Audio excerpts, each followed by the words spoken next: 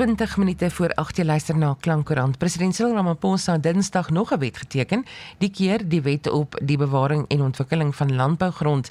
Dat teen die agtergrond van die onteieningswet is die VF+ bekommerd dat hierdie wet gebruik kan word om die landbou se produksiebesluite in die hande van die staat te plaas. En ons kry nou meer besonderhede by Dr. Wynand Boshoff, VF+ LP en hoofwoordvoerder oor landbou. Goeiemôre dokter en baie dankie vir die tyd. Goeiemôre Susan, baie dankie, dit is lekker om te gesels.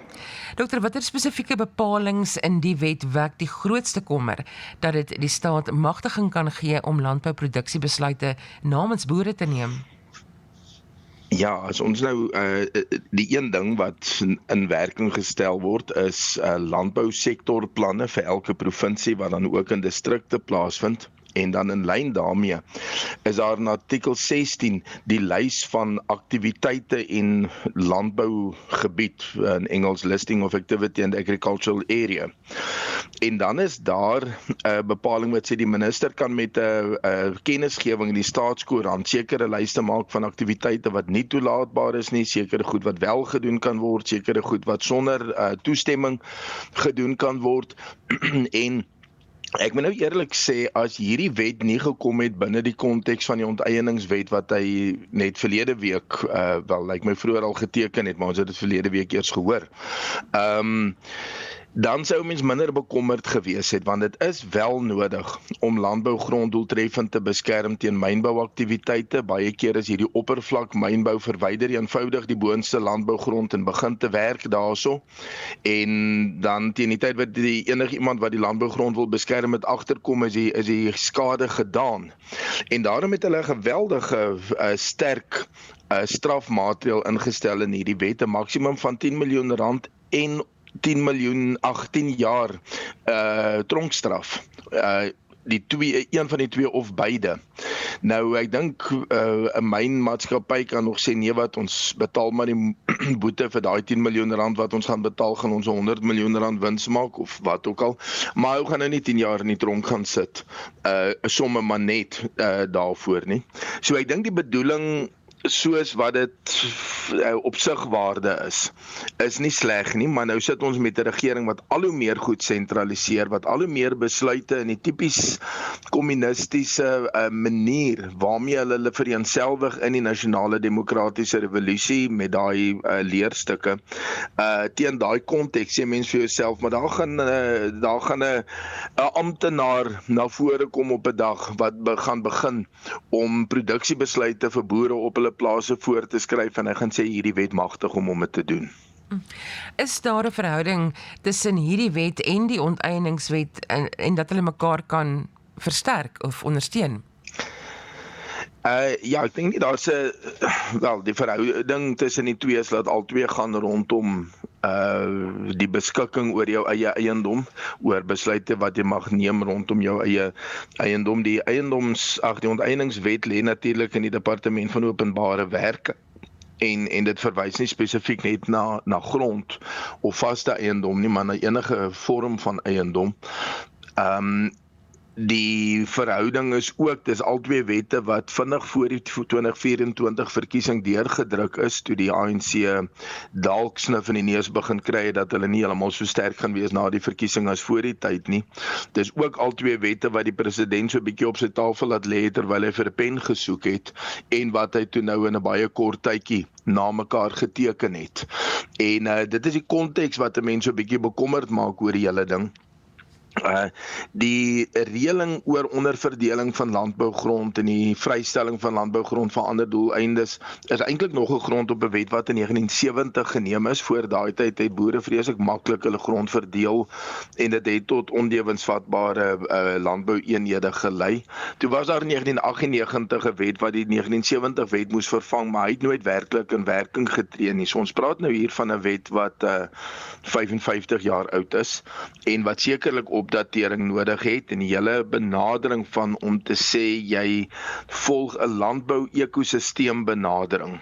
en jy werk dit af tot op distriksvlak, tot op munisipale vlak, maar jy het 'n sektorplan vir die provinsie. Dit is eintlik goeie beginsels en dit is belangrik.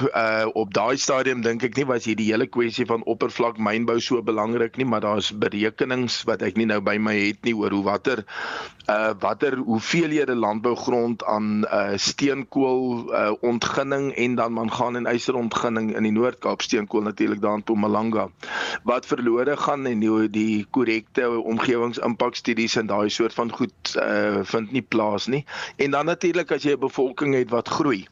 Toe die ANC oorgeneem het in 1994, dink ek die bevolking was so 34 miljoen, as ek reg onthou, dis nou oor die 60 miljoen. En jy kan nie bekostig dat mense doodgewoon enige plek gaan woon en die beste landbougrond daarvoor gebruik nie. So die wet het 'n geldige en 'n rasionele aanleiding. Ek het nagegaan ook en dit lyk of in die openbare deelname proses landbouorganisasies oor die algemeen eintlik betreklik positief was oor die wet, behalwe dat daar hierdie kommer uitgespreek is, spesifiek van die TLI Suid-Afrika se kant af, om te sê, hoorie, maar hierdie ding magtig 'n amptenaar om besluite te neem wat nie in 'n amptenaar se hande hoort nie. En 'n mens het in kommunistiese lande in die Oosblok, ek wil nou maar sê voor die Koue Oorlog verby is, het 'n mens gesien wat gebeur met sentrale beplanning en hoe totaal rampspoedig dit kan wees. En dit sal tog goed wees as die regulasies en die norme en standaarde wat nog geformuleer moet word vir hierdie wet, daai soort van moontlikhede uitdruklik uitsluit. En daarvoor gaan 'n openbare deelnameprosesse wees. Hierdie wet is 'n wet. Hy's voor 2024 aangeneem en die president het hom geteken. Maar ons kan wel almal bydra, en spesifiek individuele boere en landbouorganisasies, om seker te maak dat die norme en standaarde en die regulasies nie die gevreesde uitwerking het nie. Wynand het nou gepraat van hierdie openbare deelnameproses, maar is daar ook ander beskermingsmeganismes wat die om dan basies te verhoed dat die regering sy magte onder hierdie wet misbruik? Ja, ek dink op die ou end is die hof, maar vrees ek baie keer ons antwoord. Dit is baie keer so as jy nou 'n nuwe wetgewende raamwerk vir 'n bepaalde sektor wat ook al instel, dan kan die wet ook nie alles voorsien wat gebeur nie. En dan's daar botsende belange wat na vore kom, 'n amptenaar wat 'n besluit wil neem en 'n burger wat dit bestry. En dan word dit na die wet uiteindelik die grondwetlike hof toe verwys om regsekerheid te gee. En ek dink eintlik maar dit is die rigting waarin dit sal loop. Dit kan natuurlik wees dat hierdie norme en standaarde heeltemal rasioneel en in lyn met boerdery en die vrye mark geformuleer word, en dat 'n mens nie erns die behoefte het om 'n saak hof toe te vat nie, dat daar nooit so 'n besluit van 'n amptenaar se kant af kom nie.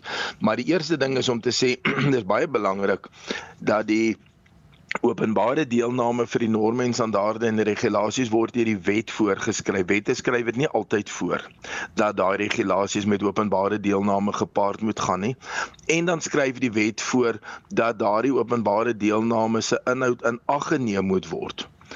Met ander woorde, dit is nie soos om iemand vir 'n koppie tee te nooi en te sê, o, nou het ek gehoor wat jy sê en nou maak ons maar soos ek gedink het van die begin af nie.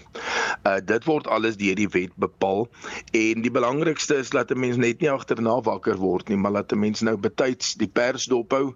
Baie keer word hierdie soort van openbare deelname wat hulle nie regtig baie belangstel in wat jy sê nie, word miskien hier op 12 Desember vir 3 weke oopgestel of so iets. Dan sit almal by die see en hulle verniel om hulle rekenaars oop te maak en deelname dokumente op te stel nie. Maar dis die soort van goed waarvoor ons almal ons oë sal moet oophou, ons as politieke partye, maar ook landbouorganisasies en ook al die burgerlike organisasies. Want nou moet nou nie illusies hê hieroor nie, as hierdie landbouwetgewing so gebruik word om besluite te sentraliseer, dan is die tipiese besluit, as jy nou in die lyn van die ANC se denke gaan, is ons hou nie van al hierdie produkte wat vir uitvoer verbou word nie. Ons wil liewerste voedselsekerheid hê, en dan word mense verplig om sê nou maar stapel gewasse aan te plant, aartappels, mielies, wat ook al, waar hulle miskien nou iets anders doen, dalk druiwe, dalk wyn, wat ook al, vrugte, wat groot bedrae buitelandse valuta vir die land verdien. En hierdie is een van daai tipiese goed wat, dis 'n web, as jy in die ding begin trek, dan trek jy net nou die hele web van die muur af, in plaas van om die dingetjie wat jy graag wou beter gemaak het, inderdaad beter te maak. Dokter, baie dankie vir hierdie ontleding ook, en ek weet daar is 'n groot verantwoordelikheid wat er is op elke Suid-Afrikaner hieroor, maar baie dankie dat jy tyd gemaak het om te gesels. Ongelukkig het ons tyd ons ingehaal. Lekker dag verder. Nee, baie dankie en mooi dag. Is Dr. Wynand Boshoff, 'n VF+ LP en hoofwoordvoerder vir landbou, wat met ons gesels het oor nog 'n wet wat onderteken is op die bewaring en ontwikkeling van landbougrond.